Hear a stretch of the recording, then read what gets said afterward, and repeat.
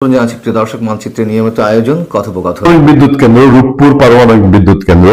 এই বিদ্যুৎ কেন্দ্রে ইউরেনিয়াম রিফিলের সূত্র ধরে আবার আলোচনা এসছে শেখ হাসিনার উন্নয়ন। তো উন্নয়নের দিক থেকে একটা কথা শত্রু স্বীকার করবে যে শেখ হাসিনা যে চ্যালেঞ্জিং উন্নয়নগুলো বাংলাদেশে করেছেন, এই উন্নয়নগুলো বাংলাদেশে আসলে আগামী 20-50 বছরে আরো কেউ করার সাহস করবে কিনা। এক পদ্মা সেতু শেখ হাসিনা যদি সাহস করে হাত না দিতেন, তাহলে আমরা আজকে পদ্মা সেতুর পিলারের চেহারা দেখতাম না। বরঞ্চ পদ্মা সেতু নিয়ে বিএনপি সমালোচনা করেছে, প্রয়াত বিএনপি চেয়ারপারসন বেগম খালেদা জিয়া সমালোচনা করেছেন। কাজ হয়েছে এবং কোনো পিলারই ভেঙে পড়ে নাই। শেখ হাসিনা রাষ্ট্র ক্ষমতা থেকে বিদায় নিয়েছেন, প্রায় 2 বছর হতে চললো, আর কয়েকদিন বাদেই 2 বছর হবে। 2 বছর পরেই যেরকম পদ্মা সেতুর নাম উঠছে, রূপপুর পারমাণবিক বিদ্যুৎ কেন্দ্রের নাম উঠছে, আরো এরকম অনেকগুলো প্রজেক্ট আছে, যে প্রজেক্টগুলো বাস্তবায়ন হতে হতে আরো 2-4-5 বছর লেগে যাবে। বর্তমান তারেক রহমান সরকার যে এসছে, তারা এসে ঘোষণা করেছে তারা কোনো মেগা প্রজেক্টে হাত দিবে না। কিন্তু বাংলাদেশে তো এটা হওয়া উচিত যে একটা সরকারের উন্নয়ন ধারাবাহিকতা থাকুক। আর আওয়ামী লীগ সরকারের যে উন্নয়ন ধারাবাহিকতা, এটা বর্তমান সরকার এত বড় বড় প্রজেক্ট এটা নিশ্চয়ই বন্ধ করে দেওয়ার মতন সিচুয়েশন তৈরি হবে না বা বন্ধ করবে না। ফলে শেখ হাসিনা যে প্রজেক্টগুলো হাত দিয়ে গেছেন, এগুলো এক একটা উদ্বোধন করতেই বর্তমান বিএনপি নেতৃত্বাধীন সরকারের প্রধানমন্ত্রী তারেক রহমান সাহেবের অ্যাটলিস্ট 2030 সাল লেগে যাবে। আচ্ছা, প্রথমে আসেন রূপপুর বিদ্যুৎ কেন্দ্র নিয়ে, যেখানে বলা হচ্ছে যে পারমাণবিক শক্তির যুগে প্রবেশ করলো বাংলাদেশ এবং রূপপুর পারমাণবিক বিদ্যুৎ কেন্দ্র চুল্লিতে পারমাণবিক জ্বালানি সরবরাহের মধ্যে দিয়ে দেশটি এখন বিশ্বের 33তম পারমাণবিক শক্তি ব্যবহারকারী দেশ হিসেবে আত্মপ্রকাশ করলো। 2026 সালের 28 এপ্রিল ওই নতুন অধ্যায়ের সূচনা হলো ঢাকায়। মহান মুক্তিযুদ্ধের আদর্শে বিশ্বাসী 501 জন প্রকৌশলী এ প্রসঙ্গে এক যৌথ বিবৃতি দিয়েছেন। তারা দেশের প্রাক্তন প্রধানমন্ত্রী শেখ হাসিনাকে আন্তরিক অভিনন্দন জানিয়েছেন। দর্শক, আপনাদের মনে আছে কিনা, এই রূপপুর পারমাণবিক বিদ্যুৎ কেন্দ্র শেখ হাসিনাকে আমেরিকার বিরাগ ভাজন করার একটা বড় ক্ষেত্র তৈরি হয়েছিল। আমেরিকা কোনো অর্থেই চায় নাই যে রাশিয়ার থেকে সহযোগিতা নিয়ে বাংলাদেশ পারমাণবিক বিদ্যুৎে স্বয়ংসম্পূর্ণ হোক, এবং শেখ হাসিনার বিদায়ের পেছনে রূপপুর পারমাণবিক বিদ্যুৎ কেন্দ্র একটা দায়ী বলা যেতে পারে। মানে উনি যদি এই ধরনের সাহসী পদক্ষেপ না নিতেন, তাহলে আমেরিকা হয়তো তার উপরে এত চড়ত না। প্রকৌশলীদের মতে শেখ হাসিনার দূরদর্শী নেতৃত্বে বাংলাদেশে বিশ্ব দরবারের উন্নয়নের রোল মডেল হিসেবে নতুন উচ্চতায় পৌঁছেছে রূপপুর পারমাণবিক বিদ্যুৎ প্রকল্প। সেই অগ্রযাত্রার একটি গুরুত্বপূর্ণ মাইলফলক, যা দেশের জ্বালানি নিরাপত্তা, প্রযুক্তিগত সক্ষমতা এবং টেকসই উন্নয়নের ভিত্তিতে আরো শক্তিশালী করেছে। রাশিয়ার সহযোগিতায় বাস্তবায়িত এই মেগা প্রকল্প দেশের জন্য নিরবিচ্ছিন্ন, নির্ভরযোগ্য এবং পরিবেশ বান্ধব বিদ্যুৎ উৎপাদনের নতুন দিগন্ত উন্মোচন করেছে। একই সঙ্গে এটি বিজ্ঞান ও প্রযুক্তি খাতে দক্ষ মানব সম্পদ গড়ে তুলতে সহায়ক ভূমিকা রাখবে বলে মনে করছেন সংশ্লিষ্টরা। শিল্পায়ন, বিনিয়োগ বৃদ্ধি এবং অর্থনৈতিক প্রবৃদ্ধিতেও এর ইতিবাচক প্রভাব পড়বে। এট এ গ্ল্যান্স, এক কথায় এই হচ্ছে রূপপুর পারমাণবিক বিদ্যুৎ কেন্দ্রের শেখ হাসিনার অবদান এবং এই প্রকল্পের সুবিধা। আমি আরো কয়েকটা প্রজেক্টের কথা আপনাদেরকে একটু মনে করে, আরো কয়েকটা প্রজেক্ট আপনারা একটু খেয়াল করবেন। ধরেন পদ্মা সেতু রেল লাইন, এই প্রকল্প তো আছেই। পদ্মা সেতু কতটা আমাদের কাজে লাগছে শেখ হাসিনার শত্রুরাও এখন সেটা স্বীকার করে। মেট্রো রেলের যে সেকেন্ড ফেজ, সেই সেকেন্ড ফেজের কাজ পুরোদমে চলছে। বিএনপিকে এবং তারেক রহমান সরকার 5 বছর থাকবেন, আমরা সেই প্রত্যাশা করি। সেই 5 বছর থাকতে হলে আগামী 1-2 বছর শেখ হাসিনা এই উন্নয়নের উদ্বোধন তারেক রহমান সাহেবকে করতে হবে। এলিভেটেড এক্সপ্রেস হয়ে পুরো কাজ এখনো শেষ হয়নি, সেটা উদ্বোধন করতে হবে তারেক রহমান সাহেবকে। থার্ড টার্মিনাল কাজ প্রায় শেষ হয়ে এসছে, কিছু কারিগরি কাজ বাকি আছে। সেই থার্ড টার্মিনালের কাজ উদ্বোধন করতে হবে। এর বাইরেও আরো অনেকগুলো প্রজেক্ট আছে। রামপাল বিদ্যুৎ কেন্দ্র আছে, পায়রা বিদ্যুৎ কেন্দ্র আছে, মানে এই বিশাল বিশাল। তারপর ফ্লাইওভার আছে, শেখ হাসিনার পরিকল্পনাধীন ফ্লাইওভার আছে।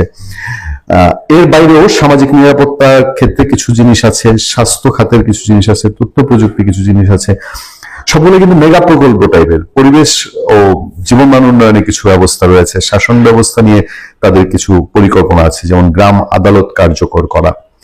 এই সমস্ত কাজই পুরোটাই কিন্তু তারেক রহমান সাহেব ক্ষমতা নেওয়ার পরে বা বিএনপি ক্ষমতা নেওয়ার পরে বলেনি যে এই যে শেখ হাসিনার সময়ের প্রায় এখনো প্রায় শখানেক প্রজেক্ট, যেগুলো মেগা প্রকল্প এবং বাংলাদেশে বিভিন্ন খাতে চলমান এই প্রকল্পগুলো, সেগুলো বন্ধ করে দেওয়ার কথা কিন্তু বিএনপি সরকার কখনো বলেনি। বিএনপি সরকার হয়তো তার মতো করে কিছু রেকটিফাই করবে, কিছু সংযোজন বিয়োজন করবে, কিন্তু এই কাজগুলো করতে গিয়ে নিশ্চয়ই বর্তমান সরকারকে শেখ হাসিনার ওই উন্নয়নমূলক কর্মকাণ্ডে ফোকাস করতে হবে।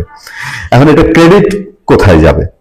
দেখেন, এই রূপপুর পারমাণবিক বিদ্যুৎ কেন্দ্র নিয়েই একেবারে সেই ৭১ পূর্ববর্তী সময় বঙ্গবন্ধু শেখ মুজিবুর রহমান প্রথম এই রূপপুর মানে বাংলাদেশে পারমাণবিক প্রকল্পের প্রয়োজনের কথা তুলেছিলেন।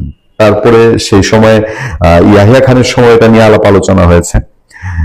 বাট কেউ কেউ ইভেন সংসদেও এমন কথা বলার চেষ্টা করা হচ্ছে, মানে শেখ হাসিনা যে এই কাজগুলো করে গেছে এগুলোকে যেন মানে একটু বলতে কষ্ট, কিন্তু একটা উন্নয়নের ধারাবাহিকতা রাখতে একটা সরকারের যে কাজগুলো করতে হয় সেইটা স্বীকার করতে আসলে যেন কোথাও একটা রাগ ঢাকের ব্যাপার চলে আসছে।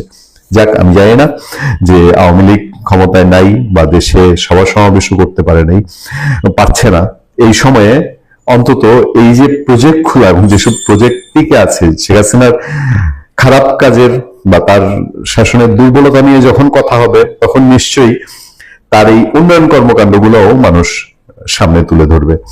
ভালো থাকবেন। মার্কিন যুক্তরাষ্ট্রের সাথে ইউনূসের দেশ বিক্রির যে বাণিজ্য চুক্তি, সেটা সম্পর্কে সারা বাংলাদেশে যথেষ্ট সচেতনতা তৈরি হয়েছে। জঙ্গিবাদের প্রভাব এবং ভারত ঘৃণা, হিন্দু ঘৃণার প্রভাব সত্ত্বেও এতটা সচেতনতা আগে বোধহয় কোনো চুক্তি নিয়ে তৈরি হয় নাই। এই সচেতনতার কি প্রভাবটা সরকারের উপর পড়লো? তারেক রহমান সরকার তো একেবারে এত দ্রুত যে 14টা বোয়িং কিনার চুক্তি করে ফেলবেন, এটা কিন্তু আমি ভাবিনি। কিন্তু তারেক রহমান এই চুক্তি কেন করলেন? আসুন এই ভিডিওতে আমি সেই প্রশ্নটার উত্তর দিব বা এটার প্রভাবটা কি। তার আগে কিছু এই চুক্তির কিছু টেকনিক্যাল জিনিস বা কিছু খুঁটিনাটি তথ্য নিয়ে আলোচনা করি। 14টা বোয়িং কিনতে খরচ হবে ৪৫,০০০ কোটি টাকার বেশি।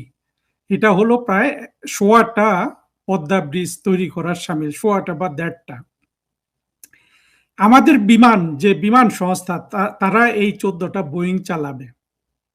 আমাদের এই বিমান কোম্পানিটা নিয়ে আমার প্রথম যে একবার ২০০৫ সালে বেশ একেবারে একটা রোমাঞ্চকর অনুভূতি হয়েছিল। কেন জানেন? আমি তখন রোমে চাকরি করি,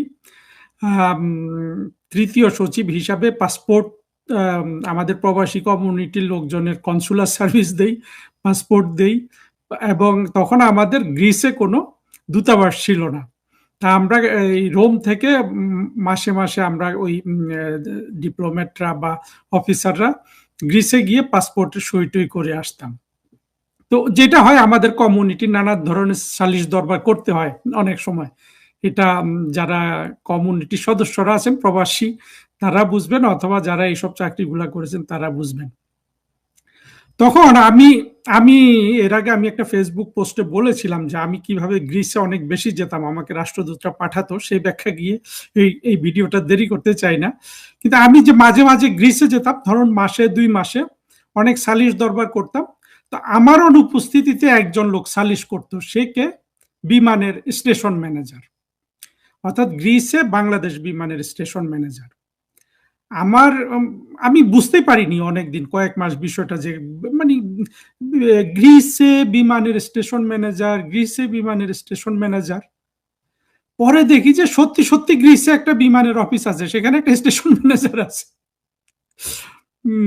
আপনি আপনি যদি এগুলা জানেন, হাসি কিভাবে থামাবেন। তখন ২০০৫-৬ সালে রোমে বিমানের একটা ফ্লাইট যেত, সেখানে বিমানের ২ জন অফিসার ওইখানে তারা স্টেশন করেছিল, অর্থাৎ একজন এরিয়া ম্যানেজার, একজন স্টেশন ম্যানেজার। ঠিক আছে, এটা মানলাম, বিমানের অফিস আছে রোমে।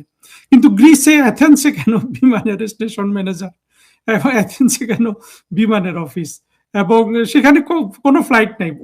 মানে অদ্ভুত বিষয় হলো যে আমার বুঝতেই এত সময় লাগলো যে বিমান, মানে একটা দেশের দূতাবাস নাই, যেই দেশে, সেই দেশে বিমানের একটা দূতাবাস আছে। এটা তখন আমার যে মানে এই পুরা জিনিসটা আমার শুধু হাসি পেত যে এই যে বিমানের দূতাবাস এথেন্সে আছে, অর্থাৎ গ্রিসে বিমানের দূতাবাস আছে, বাংলাদেশ সরকারের দূতাবাস নাই। এই গল্পটা দিয়ে আপনি বুঝে যাবেন যে বিমান, আমাদের এই যে বিমান যে সরকারি সংস্থাটা, এটা কিভাবে, এটা যে কেন এত এত অলাভজনক, এটা যে কেন এত অর্থদণ্ড দেয়। আরো অনেক জিনিস আমি বিদেশে চাকরি করার কারণে বিমানের জানি, অর্থাৎ তারা যেভাবে শুধু অর্থকড়ি নষ্ট করে, সরকার থেকে টাকা পয়সা যেভাবে তারা মানে ইভেন সরকার থেকে নিয়ে নেয় বিভিন্ন সরকারি ফ্লাইট গেলে, এবং কিভাবে এই সংস্থাটা মানে এটা দিয়ে কোনো সরকার খুব একটা কিছু করতে পারে নাই। এইরকম একটা অলাভজনক বিমান যে বাংলাদেশ বিমান, আমাদের যে ন্যাশনাল এয়ারক্রাফট এয়ারলাইন বা ক্যারিয়ার বলে এটাকে, ফ্ল্যাগ ক্যারিয়ার, হ্যাঁ এটার একটা পোটেনশিয়াল ছিল। হয়তো শেখ হাসিনা সরকার, আমার ধারণা এইবারে হয়তো উনি এটা শুরু করতেন না, আমাদের বিমানটাকে একেবারে থাই এয়ারের মতো, অন্তত থাই এয়ারের সমপরিমাণে বা মালয়েশিয়ান এয়ারের সমপরিমাণে লাভজনক করার কিন্তু পোটেনশিয়াল আছে। কিন্তু তার জন্য তো এটাকে একেবারে খোলনলসে পাল্টে দিতে হবে, সেটা তো করতেও অন্তত 10-15-20 বছর সময় লেগে যাবে। এইরকম একটা মুমূর্ষু, সম্পূর্ণরূপে যে মানে রাষ্ট্রের ক্ষতি, অর্থ ধ্বংস করে একটা শুধু নামের জন্য একটা প্রতিষ্ঠান চালানো বিমান, তাদের হাতে তারেক রহমান এই ইউনূসের করে যাওয়া দেশ বিক্রির চুক্তির জন্য 45,000 কোটি টাকা ব্যয় করলেন আমেরিকাকে খুশি করার জন্য। তারেক রহমান তো অনেক ধরনের মানে উনি একটা ভাব দিচ্ছেন যে উনি অনেক অনেক কিছু করবেন বাংলাদেশের জন্য, অনেক অনেক দেশপ্রেমিক কাজ করবেন। তারেক রহমান, আপনার উপদেষ্টা বা মন্ত্রী বা আপনার রাজনেতা কর্মীরা যদি আমার এই ভিডিওটা শুনে একটু চিন্তা করবেন, কার জন্য আপনি 45,000 কোটি টাকা খরচ করে দিলেন এই বিমানের। যা হোক, এটা তো করলেন তারেক রহমান, কিন্তু এর পেছনে পটভূমিকাতে আমি 2-3টা কথা বলবো। পটভূমিকা হলো যে আসলে প্রেসিডেন্ট ট্রাম্প এই দ্বিতীয়বার ক্ষমতা গ্রহণের পর উনি মার্কিন যুক্তরাষ্ট্র, যেটা একটা পড়ন্ত সুপার পাওয়ার, এখনো সে পৃথিবীতে 1 নম্বর, কিন্তু আগামী 15-20 বছরে অতি দ্রুত সে কিন্তু 2 নম্বরে চলে যাবে, চীন 1 নম্বরে চলে আসবে। এটা মার্কিনীদের অনেকের সহ্য হচ্ছে না।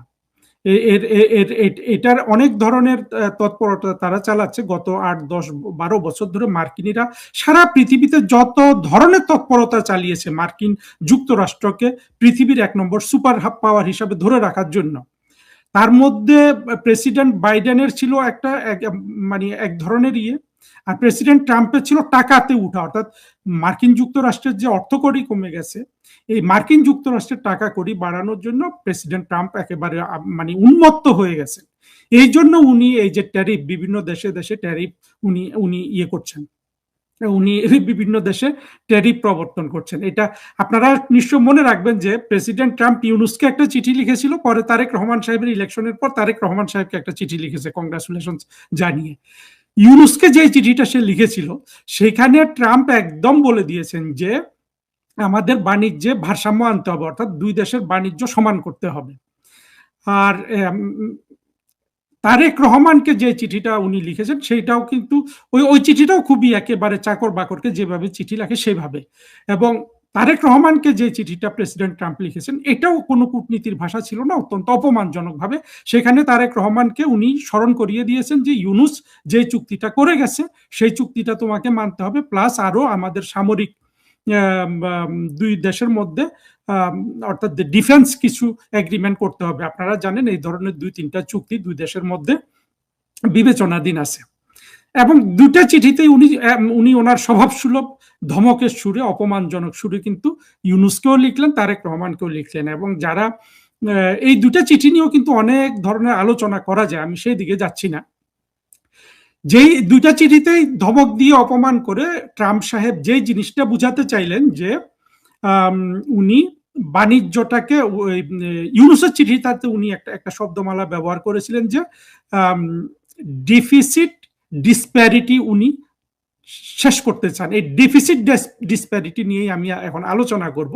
আপনারা জানেন যে ইউনূস যেই দাসখতের চুক্তি অর্থাৎ দেশ বিক্রির চুক্তি করেছে সেটাতে শুধু এটাই নেই, মানে শুধু এইটা দিয়ে যদি ইউনূস শেষ করতো তাহলেও কিন্তু ইউনূসকে মানে ইউনূসকে যদি আপনি এখন 500 বার মানে ফাঁসি দেন, এখন তো আপনাকে 2 লক্ষ বার ফাঁসি দিতে হবে যদি প্রেসিডেন্ট ট্রাম্প যেটা বলেছিলেন ইউনূসের কাছে চিঠিতে, যে উনি ডেফিসিট ডিসপ্যারিটি বাংলাদেশের সাথে শেষ করতে চান। যাক, এটাই আলোচনা করি। ডেফিসিট ডিসপ্যারিটিটা কি, এটা এটা এটা এটা কি রকম হতে পারে, এই আলোচনাটা আমাদের একটু দরকার। এবং আমি সাধারণত আমি রাজনৈতিক আলোচনাগুলা করি, তথ্য বা এগুলা নিয়ে আমি ওই রকম আসলে তুলে ধরি না, কিন্তু আজকে বাধ্য হয়ে জাস্ট আপনাদের একটু আইডিয়ার জন্য তুলে ধরছি। অর্থাৎ বাণিজ্যের ভারসাম্যহীনতা আছে প্রেসিডেন্ট ট্রাম্পের মতে। উনি ইউনূস এবং তারেক রহমানকে বলেছেন যে এটা উনি শেষ করবেন। আমরা 2023 সালের যদি মার্কিন যুক্তরাষ্ট্রের সাথে আমাদের বাণিজ্যের ডিসপ্যারিটিটা দেখেন, আপাত চোখে এটা ডিসপ্যারিটি মনে হবে। কারণ হলো 2023 সাল কেন বলছি, 2024 থেকে কিন্তু বাংলাদেশের আর কোনো কিছু ঠিক নেই। 2023 পর্যন্ত সব ঠিক ছিল। এই জন্য সর্বশেষ যে বছরটা ঠিক ছিল সেই বছরের ডেটাটা আমি দিচ্ছি। 2023 সালে বাংলাদেশ মার্কিন যুক্তরাষ্ট্রে বিক্রি করেছে কত, $8.25 বিলিয়ন জিনিসপত্র, বেশিরভাগই গার্মেন্টস। আর মার্কিন যুক্তরাষ্ট্র বাংলাদেশে বিক্রি করেছে $2.25 বিলিয়ন জিনিসপত্র, যেগুলা মার্কিন যুক্তরাষ্ট্রের মনে করেন যে সফিস্টিকেটেড বা যে ধরনের জিনিসপত্র বিক্রি করার সেগুলো। অর্থাৎ আমরা বোঝার স্বার্থে, সহজের স্বার্থে আমরা ধরে নিলাম 2023 সালে মার্কিন যুক্তরাষ্ট্র বিক্রি করেছে, বাংলাদেশ মার্কিন যুক্তরাষ্ট্রের কাছে বিক্রি করেছে $8 বিলিয়ন দ্রব্য, আর মার্কিন যুক্তরাষ্ট্র বাংলাদেশে বিক্রি করেছে $2 বিলিয়ন জিনিসপত্র। তাহলে এখানে প্রেসিডেন্ট ট্রাম্প যে কথাটা বলেছিলেন যে ডেফিসিট ডিসপ্যারিটি, অর্থাৎ অন্যায়মূলকভাবে বাংলাদেশ বেশি বিক্রি করছে, মার্কিন যুক্তরাষ্ট্র কম বিক্রি করছে। অর্থাৎ যদি প্রেসিডেন্ট ট্রাম্প অর্থাৎ মনে করেন যে মার্কিন যুক্তরাষ্ট্র যদি আরো $6 বিলিয়ন বেশি বিক্রি করতে পারতো, অর্থাৎ বাংলাদেশ মার্কিন যুক্তরাষ্ট্রের কাছে বিক্রি করছে $8 বিলিয়ন জিনিস, এবং মার্কিন যুক্তরাষ্ট্র যদি $2 বিলিয়নের জিনিস বাংলাদেশে বিক্রি না করে যদি $8 বিলিয়ন জিনিস বাংলাদেশে বিক্রি করে, তাহলে উনি যেটা বলেছিলেন যে এই যে ডেফিসিট ডিসপ্যারিটি, অর্থাৎ অন্যায়মূলক অসাম্য যে বাণিজ্যের দুই দেশের মধ্যে, সেটা হতো, মানে সেটাই উনি বুঝাইতে চাইছেন, ওই $6 বিলিয়ন কম কেন। এবং উনি চাচ্ছেন যে এটা $8 বিলিয়ন হোক, অথবা $2 বিলিয়ন হোক, যার জন্য উনি প্রথমে 35-37% করলেন, পরে দেশ বিক্রির চুক্তির পরে 19% করে দিলেন। এটারও অনেক বক্তব্য আছে, সেদিকে আমি যাচ্ছি না। শুধু এই যে ডেফিসিট ডিসপ্যারিটিটা আমি শুধু একটু প্রশ্ন করতে চাই, আসলে কি ডেফিসিট ডিসপ্যারিটি ছিল বাংলাদেশের? কোনো দেখেন, বাংলাদেশের এই যে সিপিডি বলেন বা যারা অর্থনীতির কথা বলেন, কেউ কি এটা নিয়ে একবারও কথা বলেছে? এমনকি আমাদের আওয়ামী লীগের যারা এসব নিয়ে কথা বলে, আমি তো অর্থনীতি নিয়ে কথা বলি না, তারাও কিন্তু এই জিনিসগুলো বাংলাদেশের কাউকে বোঝাতে পারেনি। অথচ এই জিনিসগুলো, টেকনিক্যাল জিনিসগুলো, উপাত্ত তথ্যগুলা কিন্তু ভালোভাবে কিন্তু সব জায়গায় বিশ্লেষণ করার জিনিস দরকার, এবং বাংলাদেশের মানুষকে বোঝানোর দরকার। এবং দেখুন, এই যে জিনিসটা তারা কেউ বললো না, এরা কিন্তু এমন নয় যে ডেফিসিট ডিসপ্যারিটি যে কথাটা ট্রাম্প সাহেব ইংরেজিতে বলছেন, বাংলাদেশের ডিসকোর্সে যে এই কথাটা নাই, এটা কিন্তু সত্য না। এটা আছে বছরের পর বছর, 30-40 বছর ধরে বাংলাদেশের জঙ্গি, মৌলবাদী, স্বাধীনতা বিরোধীরা সবসময় ভারতের সাথে এটা নিয়ে আসে যে ভারতের সাথে আমাদের ব্যাপক বাণিজ্যের ভারসাম্য রয়ে গেছে, অর্থাৎ ভারসাম্যহীনতা আছে। কারণ কি, ভারত 2023 সালে বাংলাদেশে $11 বিলিয়ন কিন্তু রপ্তানি করেছে, আর বাংলাদেশ রপ্তানি করেছে $2 বিলিয়ন কিছু কম। অর্থাৎ এই স্বাধীনতা বিরোধীরা সবসময় ওই যে $11 বিলিয়ন যুক্তি নিয়ে এসে সবসময় ভারত বিরোধিতা, ভারতের বিরুদ্ধে জঙ্গিবাদের, অর্থাৎ ভারত ঘৃণা, হিন্দু ঘৃণা ছড়ানোর ক্ষেত্রে।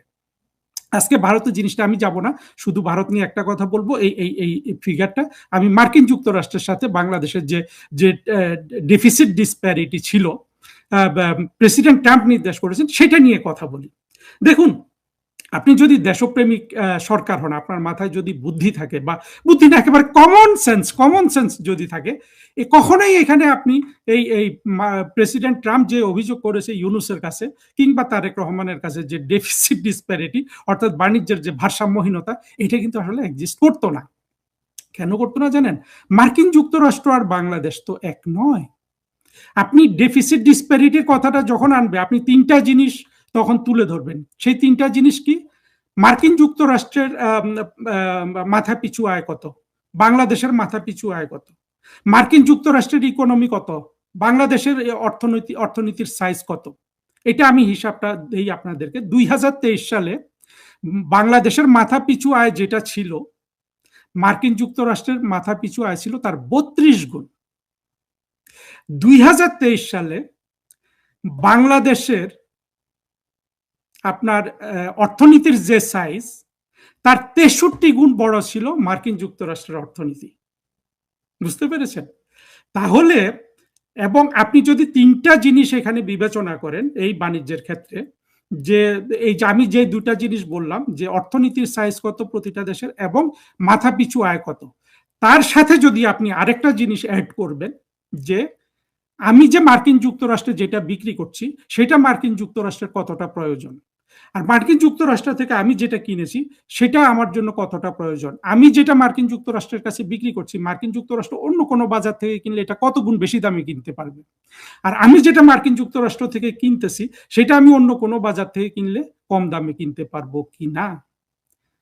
দেখুন, প্রতিটা জিনিস যদি আমরা শেষেরটা ধরি, মার্কিন যুক্তরাষ্ট্র থেকে আমরা 2 বিলিয়ন, সোয়া 2 বিলিয়নের যে জিনিসপত্র কিনি, এটা অন্য ভারত, চীন এসব থেকে কিনলে আমরা আরো অনেক সস্তায় কিনতে পারবো। আর আমরা যে মার্কিন যুক্তরাষ্ট্রের কাছে $8 বিলিয়ন কাপড় বিক্রি করি, এটা মার্কিন যুক্তরাষ্ট্র কিন্তু আর কোথাও এত কম দামে পাবে না বলেই কিন্তু সে আমাদের কাছ থেকে কেনে। ফলে মার্কিন যুক্তরাষ্ট্র যে ভয়টা দেখিয়েছে ট্যারিফ দিয়ে, ওইটার কোনো আসলে ট্যারিফের ভয়ের দরকার ছিল না। কিন্তু আমি ওই জায়গাটায় আনি, আপনি যদি এই যে তিনটা বাস্তব সূচক আপনাদেরকে দিলাম, পার ক্যাপিটা জিডিপির ভারসাম্য ক্ষেত্রে মানে পার ক্যাপিটা জিডিপি, ইকোনমির সাইজ এবং আমার পারস্পরিক প্রয়োজনীয়তা, এই তিন নিরিখে যদি আপনি পারস্পরিক প্রয়োজনীয়তা বাদই দেন, শুধু যদি আপনি পার ক্যাপিটা জিডিপির থেকে চিন্তা করেন, তাহলে আমরা যে 2023 সালে আপনার $2 বিলিয়ন জিনিস মার্কিন যুক্তরাষ্ট্র থেকে কিনেছি, সেই $2 বিলিয়নের এগেনস্টে আমার ওই যে আমি বললাম যে আমার 32 গুণ হলো পার ক্যাপিটা জিডিপি, তাহলে আমার কিন্তু $64 বিলিয়ন যদি আমি মার্কিন যুক্তরাষ্ট্রে